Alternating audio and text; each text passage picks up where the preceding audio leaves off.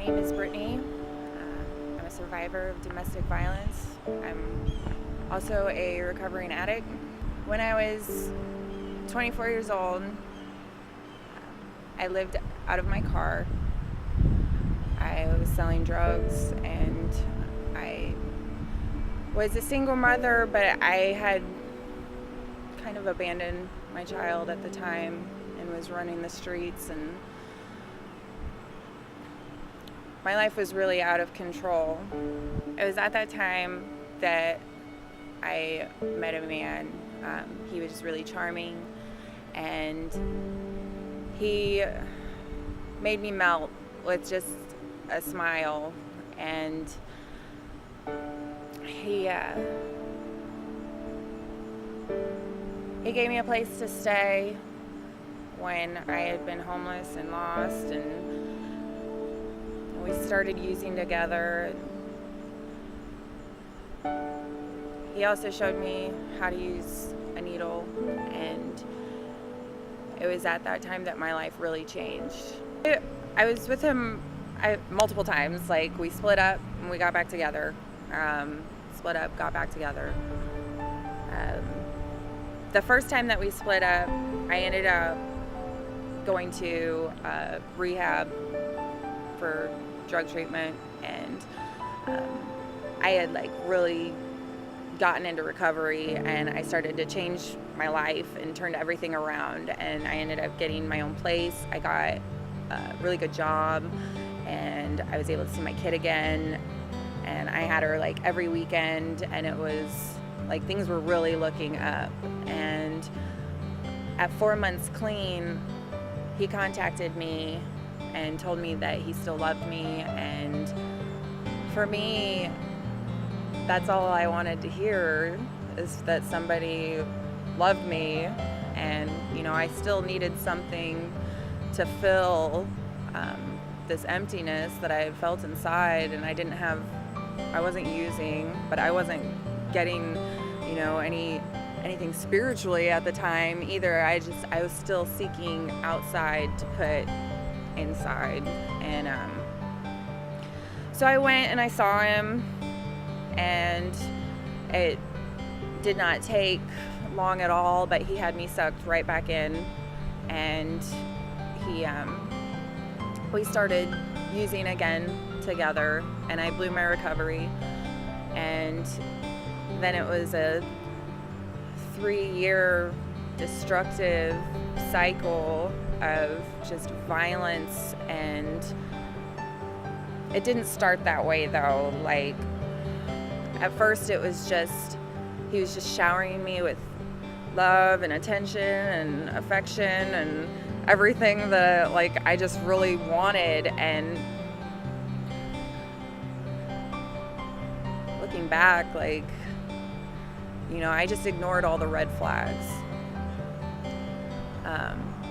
He'd have these psychotic episodes where he'd just get so mad, and he'd start going through all my stuff and throwing it all away, and he'd go through my clothes, and anything that was just a little revealing, he would throw in the dumpster, or he'd take scissors and he'd cut up all my dresses. And at that point, I had already not listened to the advice of my friends and my family. Said don't go back with him,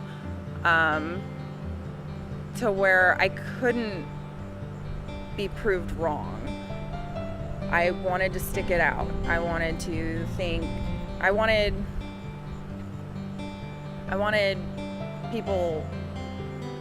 prove everybody else wrong, that he had changed, that he was a good person, and that we were supposed to be together. And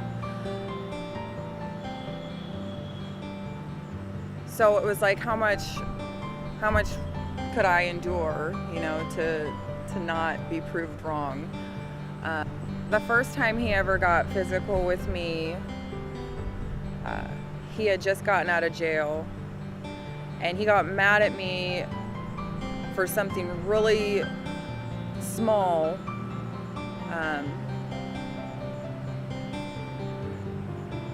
And it was an all-night event where he'd smother me with his pillow, and I woke up in the morning and I had 2 black eyes and a busted lip, and I listened to him say how sorry he was and that it would never happen again. He told me that the drugs that he was on made him do it, and that if he just didn't do those drugs, then it wouldn't happen. So I believed him, and then things got good again. Well, it never fails that when the ladies come here, then they start getting the phone calls. And it's, oh, I'm so sorry.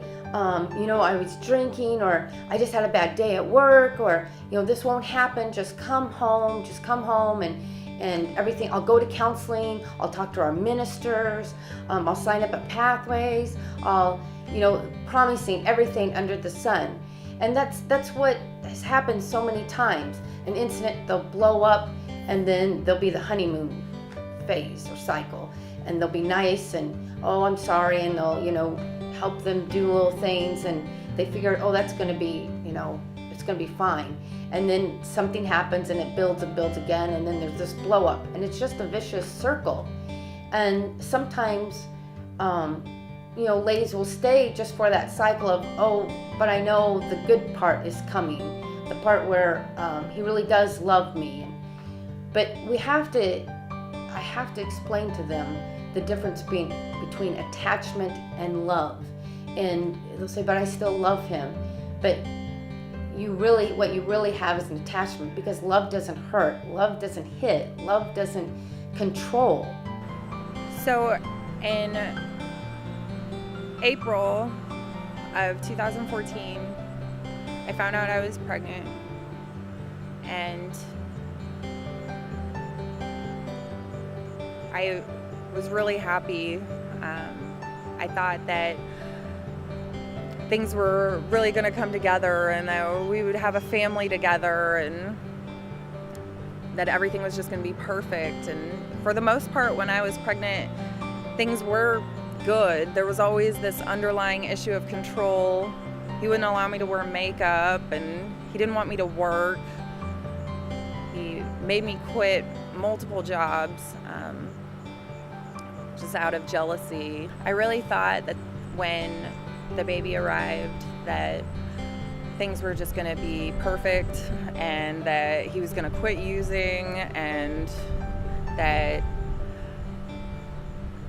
we were just going to be this perfect family. But I couldn't have been more wrong. After the baby was born, things got really bad. I found myself just completely trapped in this vicious cycle of violence, and sometimes it would get really, really good, and then sometimes it would just get really, really bad. And I started using again very shortly after she was born. In May of 2015, after me and him had used together, we had been up for about 5 days on methamphetamine. He became extremely delusional and paranoid.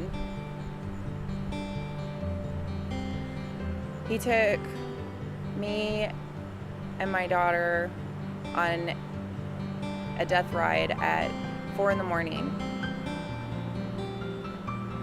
He took us down an abandoned gravel road.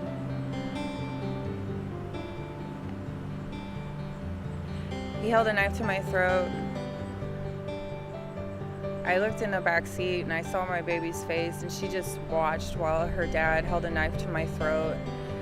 And he began to take off little pieces of my hair and chop them off with his knife. And I screamed down this road for help, but there was nobody.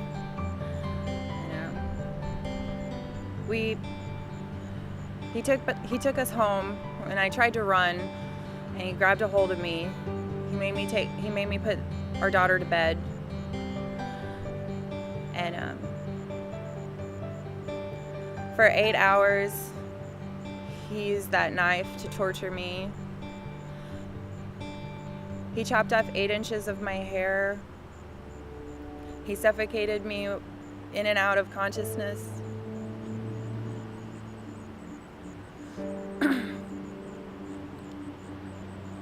He raped me.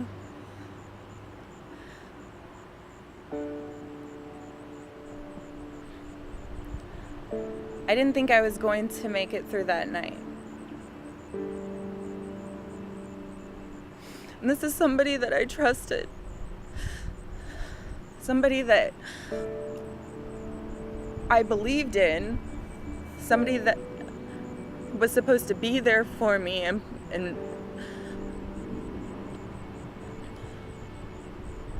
after going through that, I told him that I think I was suffering from PTSD. I slept next to him in fear that he was going to kill me in my sleep.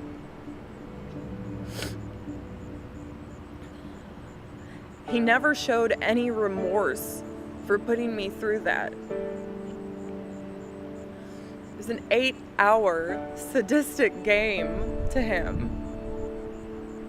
For 3 years, living with my abuser, he had literally cut off all communication to my family and my friends, and if I was to get a hold of anybody, it had to have been through him. He was just that controlling. I had no access to social media. I rarely ever had a cell phone, and if I did, it was just completely monitored by him, and he would go through it every day. And the night that I left, he got mad at me for, I don't even know why, but he left, and I had 2 minutes left on this track phone that I had, and I got a hold of my mom, who lives in another state, and she didn't even know my phone number. But she knew who it was, because I sent her a text and I said, I have to run away. I have to go.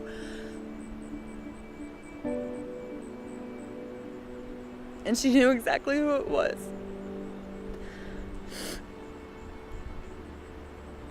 And she got a hold of my uncle, who is a retired police officer and a volunteer at CADV. And he came and picked me up. And I remember packing my stuff, and I was just terrified that he was going to come home, and I was just panicking the whole time. And I arrived at CADV on June 13th of 2016 with 7 trash bags of mine and my children's things. I had no hope. I had no self-confidence. I had no value in myself. I didn't have value according to the people that I had surrounded myself with for the past 3 years. I got there and things started to change within me. Things really started to come together for me when I realized that he wasn't going to change. After the incident, and he showed no remorse, and I never even got an apology. I started to realize that the person that I was in love with wasn't even real. He never existed at all. I realized that I had made up this idea of who he could be and his potential and what we could be one day, that I completely overlooked what it really was. And I think that's the case for a lot of abusive relationships, is that we just want to be loved, and we'll settle for less than we deserve. About 10 days after arriving at the shelter, I was still trying to co-parent with my abuser, and I let him see our daughter, and the entire day he used her as a means of sucking me back in. He told me that I wasn't going to get her back unless I went with him. And there was no custody agreement in place at the time, so I didn't know what else to do. And I let him pick me back up at the shelter against the advice of the advocates, against my own judgment. Brittney left to go to the hospital despite our safety plan. And that was really hard. That's probably one of the hardest parts of this job, is when you know what somebody wants, what they desire in their heart for themselves and their family, and you can't achieve that for them. You have to support them through their decisions and whatever the process to get to that looks like. So Brittney left, and I went home for the day. And when I got in the car, I saw the look in his eyes, and he told me that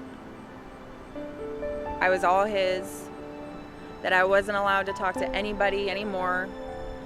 I don't need to speak with my mother because she's a huge liar. He took my phone and he threw it out the window. And I just remember thinking the whole time, I have to get back to the shelter. So I faked an injury, I guess you would say, in the car, and I made him take me to the hospital.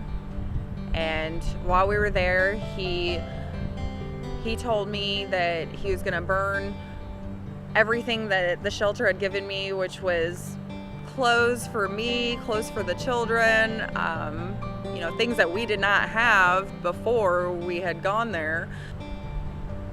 So he went out to the car, and as soon as I saw that he was at the car, I turned to the lady at the front desk of the emergency room, and I told her to call the police, and that I had just left the shelter in Camden with my abuser, and that I needed to get back there, and that I wasn't safe.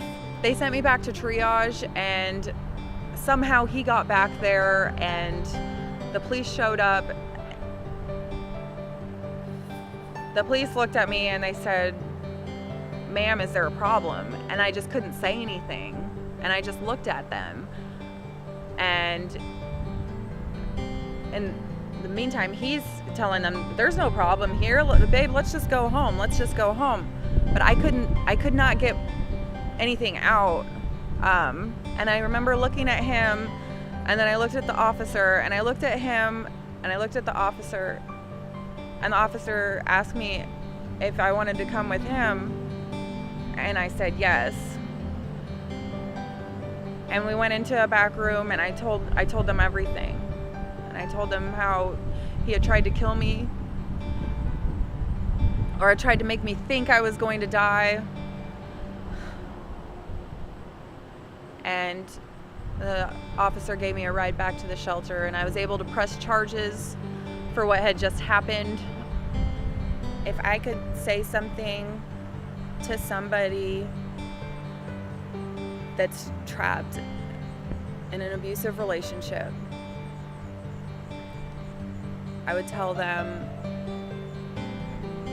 that it's not going to get better. It's only going to get worse. I was extremely lucky to get out when I did, because some women do not get out at all.